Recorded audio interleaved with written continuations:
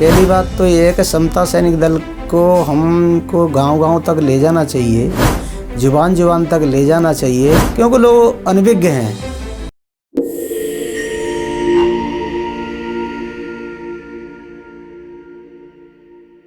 सबसे पहले मैं आपके YouTube चैनल का हार्दिक अभिनंदन करता हूं कि आप समता सैनिक दल के सिपाही का एक इंटरव्यू लेने के लिए यहाँ पे पधारे हैं। मैं हृदय की गहराइयों से आपका अभिनंदन करता हूं। और जो समता सैनिक दल बाबा साहब अम्बेडकर ने बनाया था, आप उसके उद्देश्य के बारे में पूछ रहे हैं, तो मैं बताना चाहूँगा कि समता सैनिक दल का जो प्रमुख उद्देश्य है, राष्ट्र की एकता अखंडता को अक्षुण्ण रखने, समता मैत्री भाईचारे पर आधारित जातिहीन वर्गहीन न्यायपूर्ण समाज की स्थापना करना है। ये प्रमुख उद्देश्य। पहली बात तो ये है कि समता सैनिक दल को हमको गांव-गांव तक ले जाना चाहिए, जुबान-जुबान तक ले जाना चाहिए। तो उस रूप में उसका प्रचार प्रसार नहीं हो सका है, इसीलिए क्योंकि लोग अनभिज्ञ हैं। लोग अनभिज्ञ हैं कि समता सैनिक दल भी कोई बाबा साहब अम्बेडकर ने बनाया था, इसलिए वो नए नए संगठन बना रहे हैं। दूसरा कारण ये है कि आज जो है व्यक्तिवादी जो सोच है हमारे समाज में व्याप्त हो गई है। इसके लिए मैंने लिखा भी है, जो पीड़ा है मेरी 35-40 वर्षों की, जो मैं 4 लाइनों के अंदर आपको बखान करता हूँ कि न जाने क्यों इतनी मतलबी हो गए हैं लोग, न जाने क्यों इतनी मतलबी हो गए हैं लोग, निस्वार्थ के लिए औरत शोहरत दौलत का मोह, समता आंदोलन से भटके किसको मार्ग दिखाएं, इतने खुदगर्ज हो गए। ये पीड़ा है सर, मेरी 35 वर्षों की पीड़ा है। समाज में मैंने जो देखा है, क्योंकि एक मैं कवि भी हूँ, तो इसीलिए ये मेरी भावना अंदर से निकली।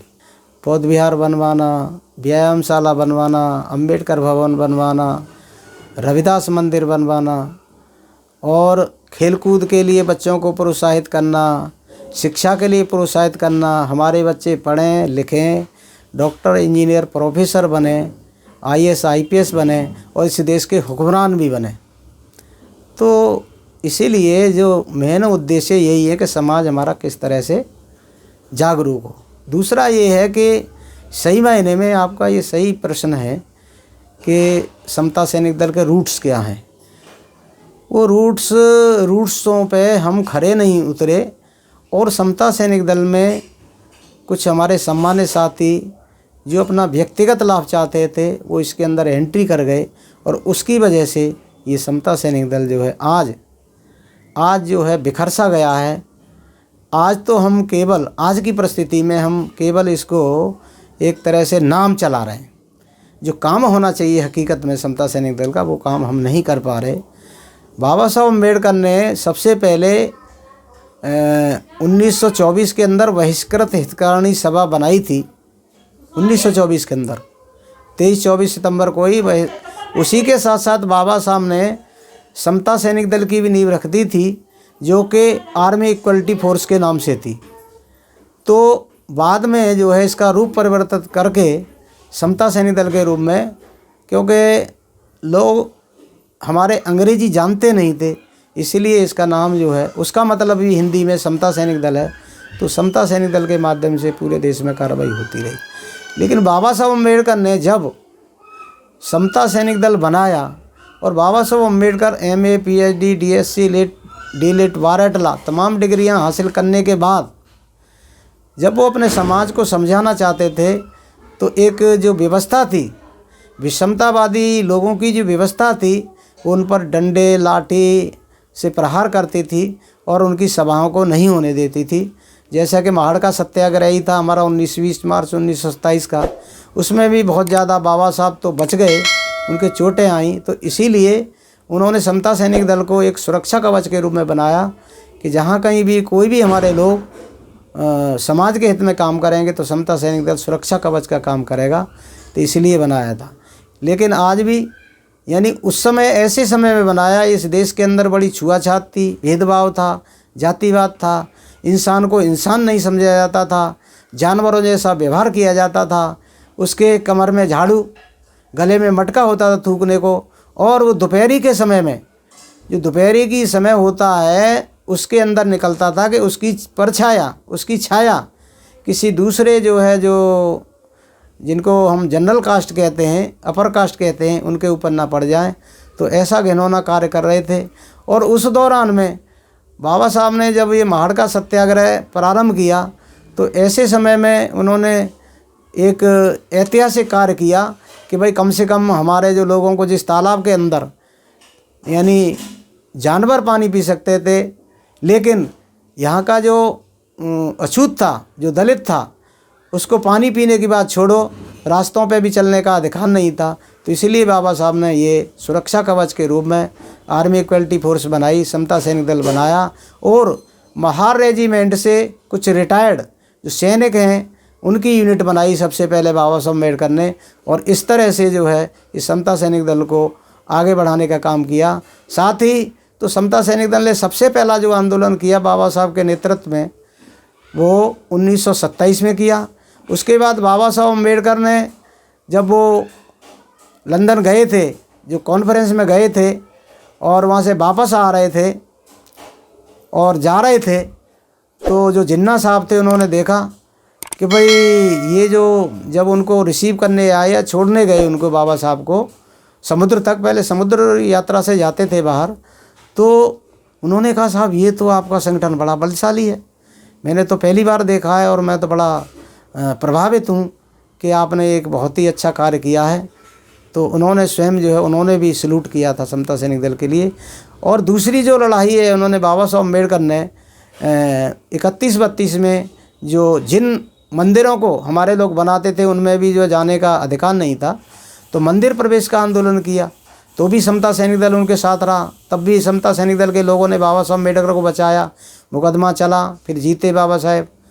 और इसी तरह से उन्होंने जो है तीसरा जो कार्य किया, जो बौद्ध धर्म की दीक्षा दी, तो कम से कम 50,000 जो सैनिक हैं बाबा साहब के साथ चलते थे।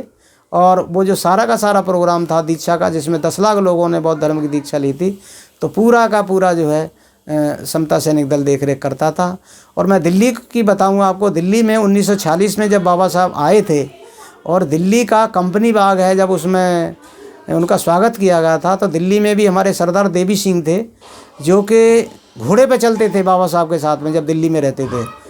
सरदार देवी सिंह थे और भी उनके साथी थे, तो वो घोड़ी पर बाबा साहब को लेकर के उनकी रक्षा के लिए यहाँ दिल्ली के अंदर भी चलते थे। अब मैं यहाँ से जो पुनर्जागरण काल है मैं उसकी बात करता हूँ। सबसे पहले 1978 और 80 के अंदर माननीय उम्मेश सिंह गौतम जी को समता सैनिक दल का उत्तरी भारत का संयोजक बनाया गया।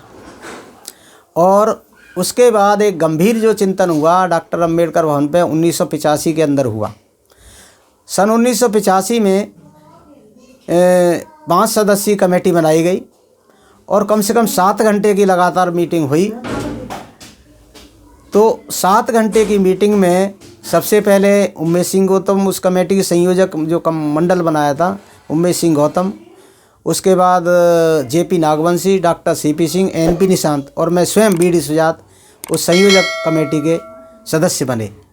लेकिन सदस्य तो बन गए, उसमें जो प्रमुख भूमिका थी उम्मेश सिंह गौतम, एनपी निशांत और बीडी सुजात की रही। जो वो दोनों साथी थे वो कभी कभार चले जाते थे, लेकिन हम 3 लोग जो है लगातार चलते रहे। और मोहनदास नेमिष राय जी ने एक अम्बेडकर डायरेक्टरी निकाली, तो अपने आप ही उन्होंने हम तीनों का उसमें नाम मतलब छापा कि भाई ये 3 लोग हैं। उम्मेश सिंह अध्यक्ष होते थे, एनपी निशांत महासचिव होते थे और मैं कोषाध्यक्ष होता था। तो इस तरह से सबसे पहले उन्होंने जो है हमारा नाम छापा और इस तरह से जो है जाना। उसके बाद जहाँ कहीं भी एट्रोसिटी होती थी वहाँ पर जो समता सैनिक जाता था।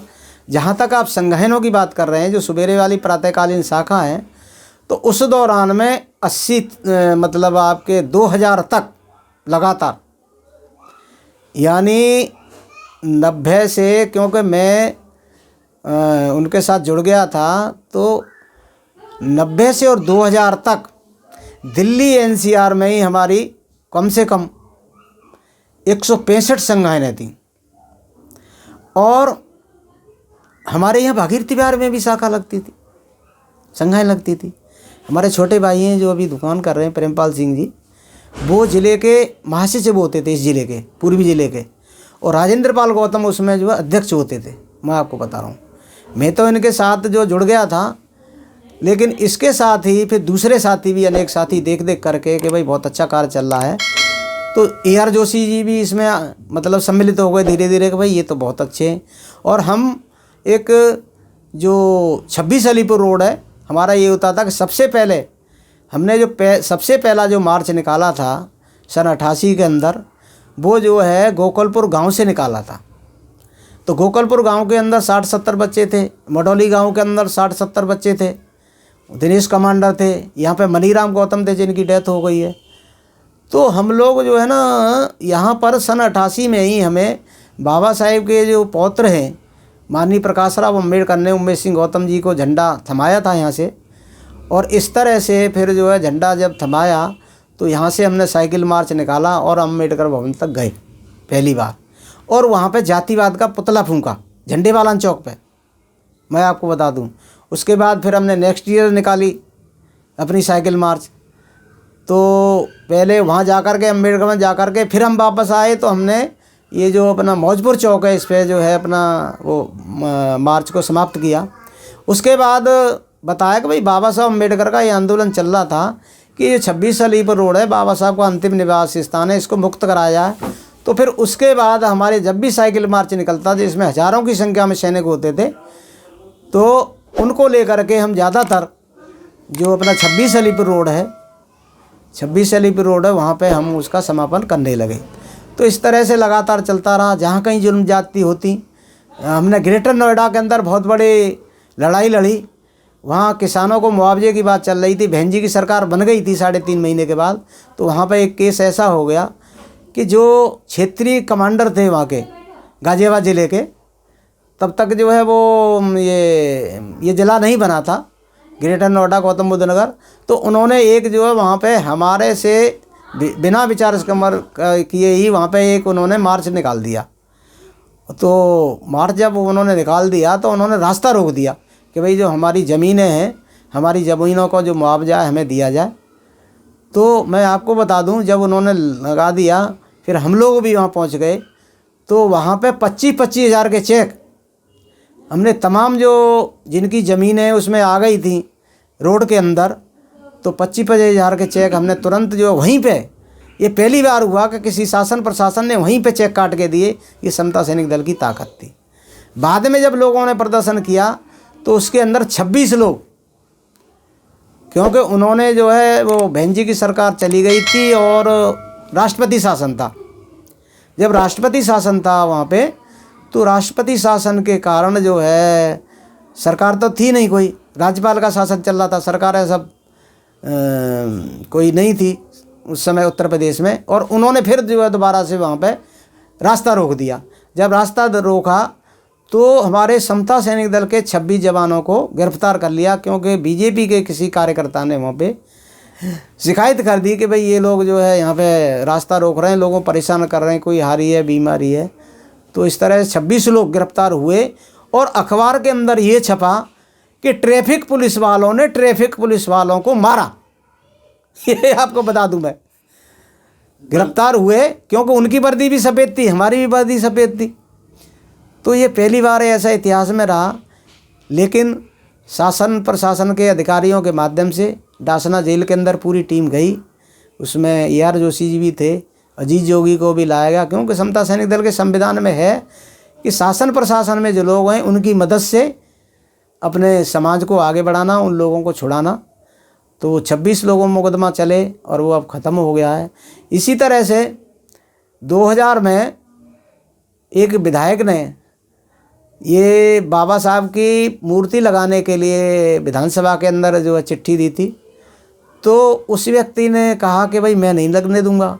69 के 69 विधायक एक तरफ, वो एक अकेला व्यक्ति एक तरफ, तो लोगों को मतलब रोज़ स्टेटमेंट देता कि बाबा साहब ने संविधान नहीं बनाया और मैं बाबा साहब की मूर्ति नहीं लगने दूंगा।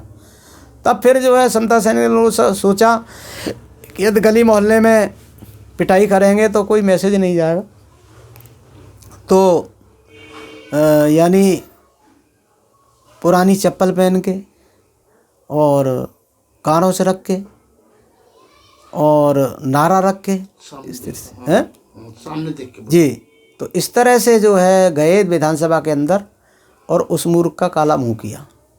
जब काला मुंह किया तो भाई साहब अगले दिन सारे के सारे अखबार हैं फ्रंट पे छपा कि समता सैनिक दल ने जो है वो मुंह काला किया। इसी प्रकार से अरुण शौरी का भी महाराष्ट्र के अंदर उसने भी एक फॉल्स गॉड अम्बेडकर संविधान के निर्माता नहीं है ऐसे पुस्तक लिखी थी, तो उनका भी इसी तरह से हश्र हुआ और अगली बार उनको जो मंत्री पद है उनसे भी छीन लिया और इनको भी टिकट नहीं मिली विधायक महोदय को।